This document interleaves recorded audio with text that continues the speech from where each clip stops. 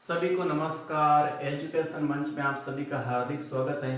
जो भी स्टूडेंट अब की बार आरबीएसई और सीबीएसई की जो 10th बोर्ड की परीक्षा देगा उसके लिए सेशन बहुत ही शानदार रहेगा। मैं जो 10th बोर्ड में जो भी चैप्टर हैं जैसे ट्रिग्नोमेट्री हुई उसके जो भी फॉर्मूले हैं और जो भी कॉन्सेप्ट हैं उसकी समझ है वो आप में पैदा करना चाहूँगा कि किस प्रकार इस समझ को हम पैदा करते हैं कि किस प्रकार ट्रिग्नोमेट्री हैं। और हम ट्रिग्नोमेट्री का परिचय देखेंगे, इसके अंदर हम ट्रिग्नोमेट्री की परिभाषा देखेंगे, उसके बाद हम समकोण त्रिभुज देखेंगे और उसके बाद हम पाइथागोरस प्रमेय देखेंगे।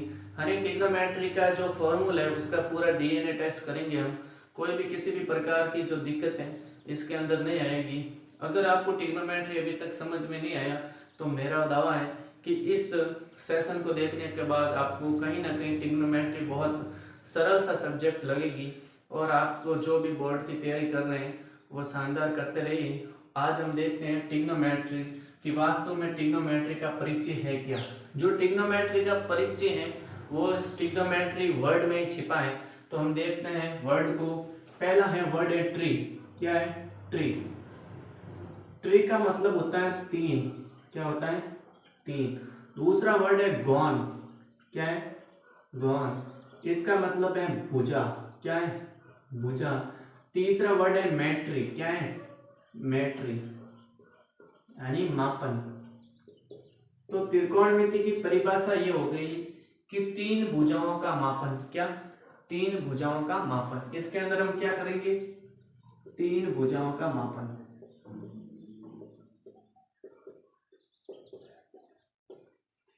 तीन भुजाओं का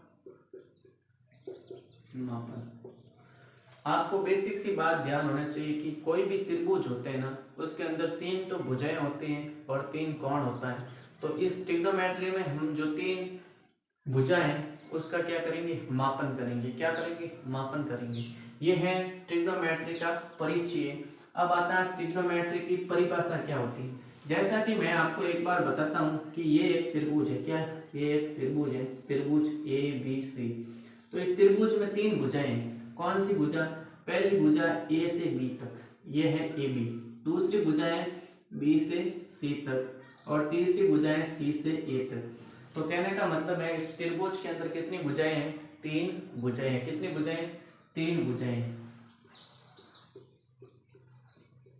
और अगर मैं कोण की बात करूं तो इस त्रिभुज के अंदर पहला कोण ये है। क्या है? ये ए। दूसरा कोण है बी और तीसरा कोण है सी। तो आपको ध्यान होना चाहिए कि कोई भी त्रिभुज होता है उसके अंदर तीन तो भुजाएं होती हैं और तीन कोण होते हैं। तो यहीं से हम इस त्रिकोणमिति की परिभाषा लिखेंगे कि एक्चुअल में त्रिकोणमिति की परिभाषा क्या है। ठीक है ना? तो तीन भुजाओं एवं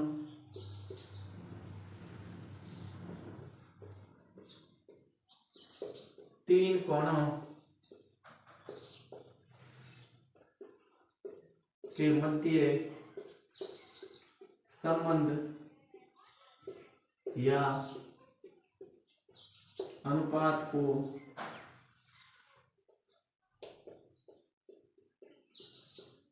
त्रिकोणमिति कहते हैं। क्या? जो त्रिकोणमिति क्या होती है? तीन भुजाएं तथा तीन कोणों के मध्य जो संबंध होता है उसको हम क्या बोलते हैं? त्रिकोणमिति। देखो परिचय और परिभाषा में थोड़ा सा डिफरेंस है। परिचय में तो क्या लिखा है, इस वर्ड को हमने थोड़ा सा ब्रेक किया है और पता किया कि तीन भुजाओं का मापन। और त्रिकोणमिति यानी परिभाषा क्या होगी इसकी कि जो त्रिभुज होते हैं उसके अंदर तीन तो कोण होते हैं और तीन भुजाएं होती हैं, उसके मध्य हम संबंध करेंगे। वो संबंध क्या होगा वो हमें आगे बताएंगे। अब ध्यान रखिए कि इस त्रिकोणमिति में एक त्रिभुज यूज होगा और मोस्ट इंपोर्टेंट त्रिभुज है। उस त्रिभुज के जो भी इंपोर्टेंट पॉइंट है वो हमें याद रखना है। और ये त्रिभुज है समकोण त्रिभुज। कौन सा त्रिभुज है? समकोण त्रिभुज। ए बी एंड सी कौन सा है? समकोण त्रिभुज। अगर आपको परिभाषा पता है समकोण त्रिभुज की कि ऐसा त्रिभुज जिसके अंदर एक कोण 90 डिग्री का होता है उसको समकोण त्रिभुज कहता है। ऐसा त्रिभुज जिसमें एक कोण 90 डिग्री का होता है उसे समकोण त्रिभुज कहते हैं। ठीक है ना, ये थोड़ी नॉर्मल सी परिभाषा है, ये हमें याद रखनी है। समकोण त्रिभुज कि ऐसा त्रिभुज जिसके अंदर एक कोण 90 डिग्री का होता है उसको समकोण त्रिभुज कहते हैं। तो यहाँ पर 90 डिग्री का कोण ये है, क्या ये बी, तो ये क्या है समकोण त्रिभुज। अब समकोण त्रिभुज में 3 पॉइंट हमें याद रखने हैं। पहला पॉइंट है, कौन कौन से पॉइंट हमें याद रखने हैं? जो पहला पॉइंट है कर्ण, क्या कर्ण, इसको हम के भी लिखते हैं, क्या लिखते हैं के।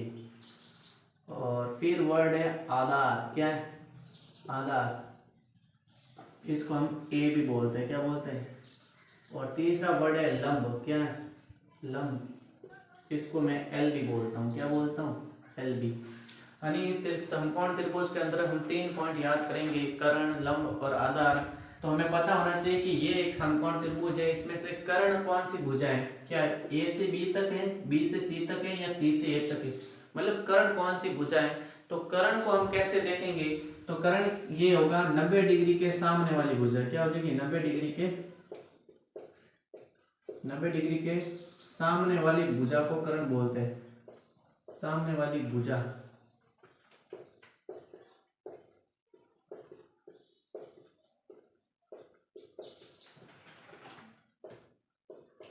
तो ये रहा 90 डिग्री, क्या रहा ये रहा 90 डिग्री। तो इस 90 डिग्री के जस्ट सामने वाली भुजा कौन सी, ये रहा 90 डिग्री, और इसके जस्ट सामने वाली भुजा, तो इस जस्ट सामने वाली भुजा है AC, क्या है AC। तो कर्ण क्या हो जाएगा AC, कर्ण क्या हो जाएगा AC। तो हमें पता चल गया कि समकोण त्रिभुज में कर्ण को कैसे निकालते हैं। 90 डिग्री के सामने वाली भुजा को हम क्या बोलते हैं कर्ण। अब आता है आधार, क्या आता है आधार। तो आधार को कैसे निकालेंगे, तो आधार क्या होगा, जिस भुजा पर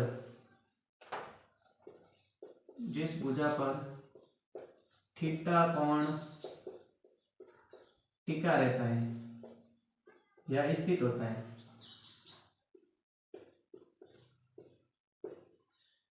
यानी आधार क्या होगा कि जिस भुजा पर जो थीटा एंगल है वो टिका रहता है। तो यहाँ पर ये रहा थीटा एंगल, क्या रहा ये रहा थीटा एंगल। ये किस पर टिका है, ये किस पर टिका है, तो ये देखिए आप ध्यान से, ये इस भुजा BC है, इस पर टिका है, किस पर टिका है इस भुजा BC पर ये थीटा कोण टिका है।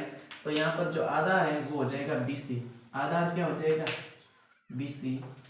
हमें पता चल गया कि समकोण त्रिभुज में कर्ण को कैसे देखते हैं, आधार को कैसे देखते हैं। अब हम देखेंगे लंब। अगर हमें पता है कि त्रिभुज की 2 भुजा है, ये तो है कर्ण, क्या है ये है कर्ण, और ये है आधार, क्या है आधार।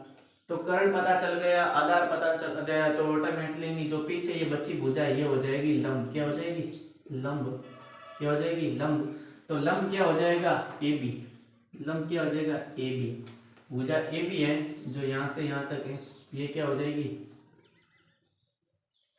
AB। तो आज हमने समकोण त्रिभुज देखा, ऐसा त्रिभुज जिसमें एक कोण 90 डिग्री का होता है उसको हम समकोण त्रिभुज कहते हैं। समकोण त्रिभुज में जो 90 डिग्री का कोण होता है उसके सामने वाली भुजा को हम कर्ण बोलते हैं।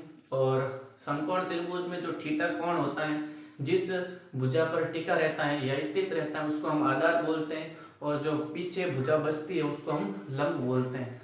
ये हो गया समकोण त्रिभुज की पूरी परिभाषा और समकोण त्रिभुज के जो भी इंपॉर्टेंट फैक्ट है, ठीक है। अब हम देखेंगे पाइथागोरस प्रमेय, क्या देखेंगे पाइथागोरस प्रमेय।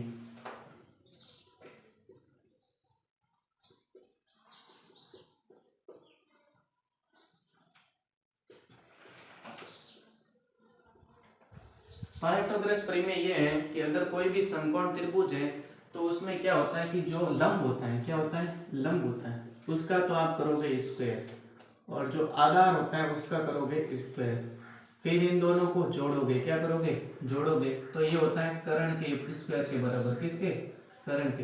पाइथागोरस प्रमेय होता है लंब का स्क्वायर प्लस आधार का स्क्वायर प्लस बराबर कर्ण का स्क्वायर। तो लंब यहाँ पर है, लंब क्या है AB, तो यहाँ पर लिखेंगे AB का स्क्वायर, क्या लिखेंगे AB का स्क्वायर। आधार है BC, क्या लिखेंगे BC का स्क्वायर। और कर्ण है AC।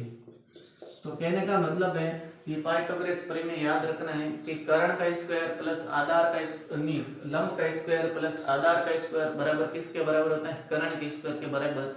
इसकी ये पाइथागोरस प्रमेय ऐसे काम आएगा कि हमें कोई भी दो भुजा दे दी जाएगी और तीसरी भुजा पूछ ली जाएगी।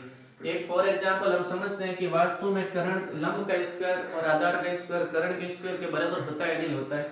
तो मैं आधार को मानता हूँ BC को 4 और इस लंब को मानता हूँ 3 और इस कर्ण को मानता हूँ 5। तो ये क्या का लंब का स्क्वायर है 3 का स्क्वायर, BC का स्क्वायर यानी 4 का स्क्वायर और AC का स्क्वायर यानी 5 का स्क्वायर। तो 3 का स्क्वायर हो गया 9, 4 का स्क्वायर हो गया 16 और 5 का स्क्वायर 25। 16 और 9 कितने होते हैं? 25, यानी 25 बराबर 25। यानी कहने का मतलब है समकोण त्रिभुज में जो लंब होता है और जो आधार होता है इन दोनों के स्क्वायर को अगर हम जोड़ेंगे ना तो जो कर्ण का स्क्वायर है उसके बराबर आएगा। तो आज हमने देखा जो क्लास 10th है CBSE बोर्ड और RBSE बोर्ड की जो क्लास 10th है उसका जो टॉपिक त्रिकोणमिति है उसके फॉर्मूले बेसिक कॉन्सेप्ट पढ़ा। नेक्स्ट पार्ट में और भी हम फॉर्मूले पढ़ेंगे। अगर वक्त नहीं दिया साथ तो फिर आगे भी होगी मुलाकात। Thank you for watching.